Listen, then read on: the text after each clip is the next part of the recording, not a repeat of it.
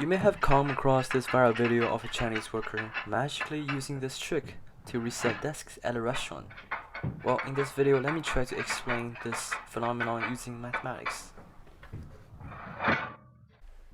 We can first imagine that the table has a coordinate system like this, and when the table rotates, it will look like this, and the coordinate system remains still.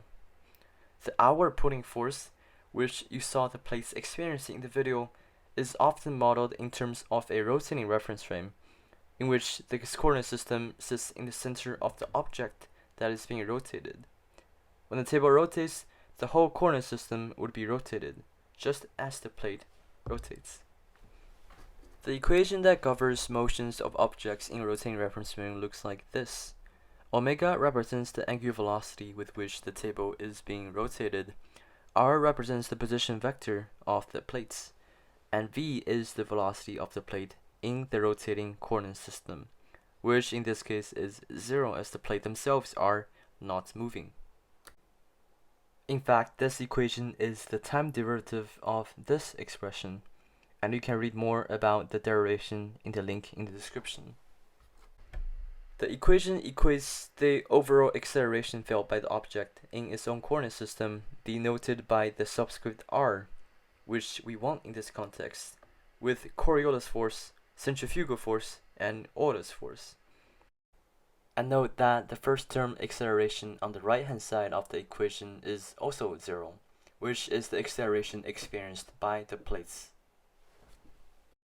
We can further simplify the equation by setting Coriolis and Euler's force to 0, because the plates don't have velocities and there is no change in the angular velocity with which the table is being rotated. Maybe that Chinese restaurant worker rotated the table with non-uniform angular velocity, but to simplify, we'll simply ignore it. Therefore, the overall equation can be simplified to this. Now, let's just assume a few values that would be reasonable for these variables.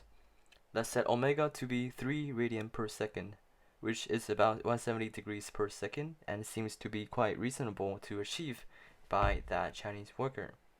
Note that since there are cross-product operations in the equation, this value will be a vector value, and angular velocity in vector form is on the z-axis. Position vector can also be set to 1 meter, which is the distance between the plate to the center of the table. Finally, we can assume the mass of each of the plates to be 0.5 kilograms. Now, after some cross-product operations, we can get the acceleration as 9 meters per second squared in the vertical direction. Following Newton's second law of motion, the force that the plates experience can be derived to be 4.5 newtons. Overall, we can model the rotating table using this equation, which converts motions of objects from a normal coordinate system to a rotating coordinate system.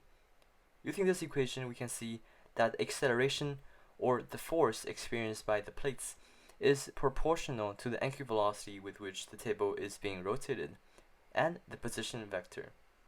Which means the faster the worker rotates the table, the further the plates will land. And if the plates were initially placed more on the edge of the rotating table, the more force and acceleration the plates would experience, and vice versa.